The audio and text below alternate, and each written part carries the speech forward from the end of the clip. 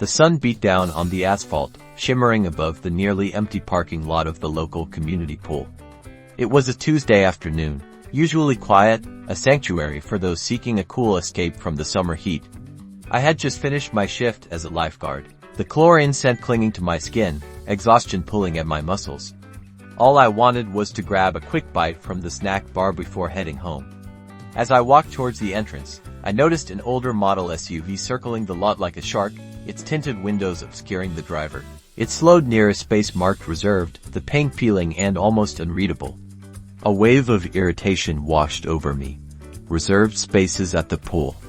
It felt like an unnecessary privilege, something that contradicted the community spirit the place was supposed to foster. I shrugged it off, figuring whoever had the right to park there would show up eventually. I couldn't have known then that this small parking space would become the epicenter of a ridiculous confrontation, a clash between entitlement and simple common sense.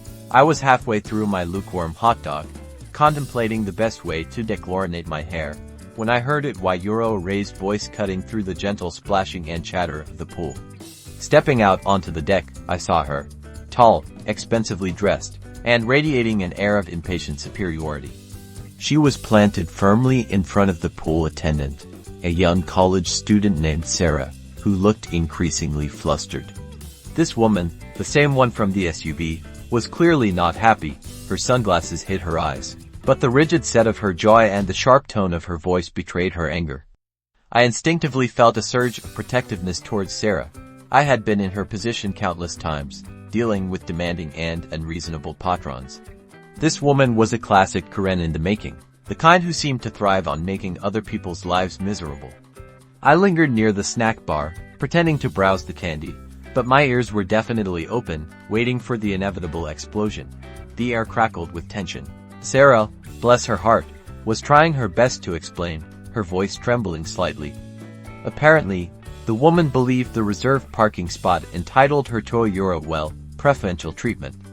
Not just a parking space, but immediate access to a lounge chair, a complimentary towel, and a guaranteed spot in the water aerobics class, even though it was completely full.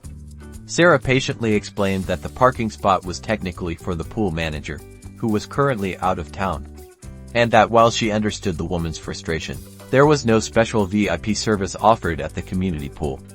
The aerobics class was first come, first served, and all towels were self-service. You could see the woman's face contorting with each word, the entitlement radiating from her like heat from the sun. I couldn't help but admire Sarah's composure.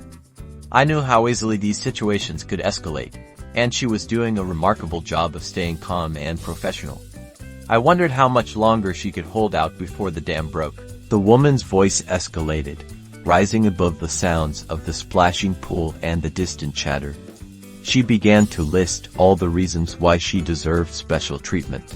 She was a long-time resident, she paid taxes, and she was considering making a substantial donation to the pool. The implication was clear. If they didn't cater to her demands, the donation would be off the table. It was a blatant attempt at manipulation, and I could see the color rising in Sarah's cheeks. My own anger was simmering now. I had witnessed this kind of behavior too many times. The assumption that wealth and status entitled someone to disregard common courtesy and basic human decency. It made my blood boil. I started to walk closer, ready to intervene if necessary. This wasn't just about a parking space or a towel anymore. It was about respect, about treating everyone with fairness, regardless of their perceived social standing. Just as I was about to step in, another figure emerged. A man, probably in his late 60s, wearing a faded shirt and swim trunks, approached the two women. He had clearly been swimming, his hair slicked back and water droplets clinging to his skin. He stood beside Sarah, not saying a word, but his presence was enough. The woman paused, momentarily taken aback by this unexpected interruption. He wasn't confrontational, just a there, a silent, solid presence of support. I recognized him as Mr. Henderson, a retired teacher who was a regular at the pool. He was quiet and unassuming, but he had a quiet dignity that commanded respect.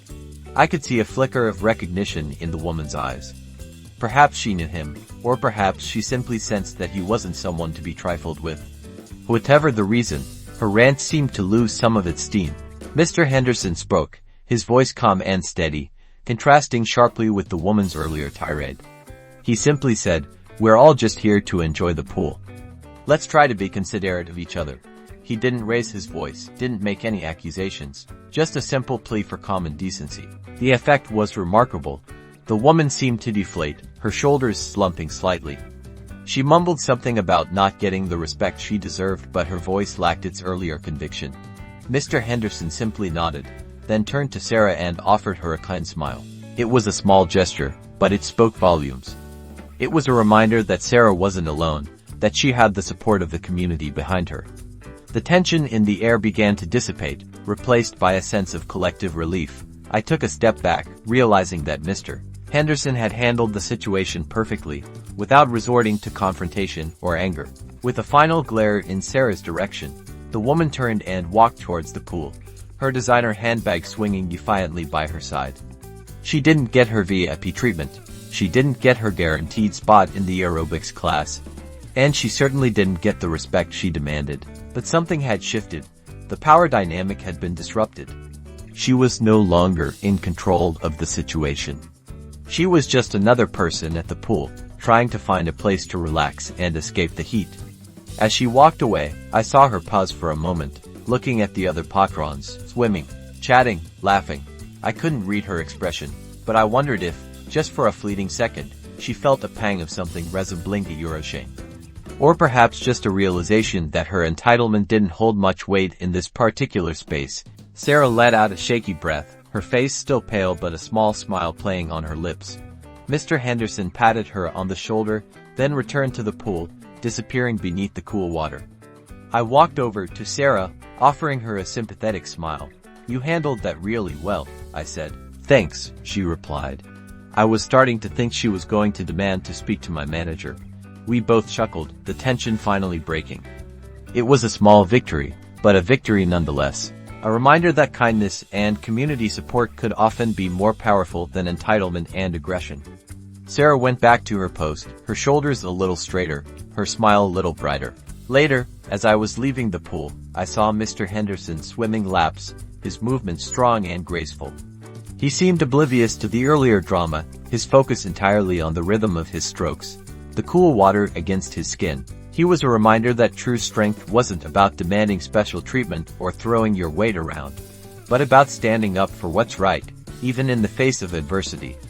And sometimes, all it takes is a quiet word, a simple act of support, to make a difference. The Karen may have momentarily disrupted the peace of the pool, but in the end, she was no match for the quiet strength of a community that valued fairness and respect above all else. The reserved parking space remained empty. A small, insignificant patch of asphalt that had briefly become a symbol of entitlement and privilege. As I drove away, I couldn't help but smile. The woman's demands had been shut down, not with anger or aggression, but with simple decency and community spirit. And that, I thought, was a victory worth celebrating. It was a reminder that even in a world that often seems to reward selfishness and greed, there is still power in kindness, in standing up for what's right, and in supporting those who are trying to do their jobs with integrity. And sometimes, the most powerful thing you can do is simply show up and be present, a silent witness to the absurdity of it all.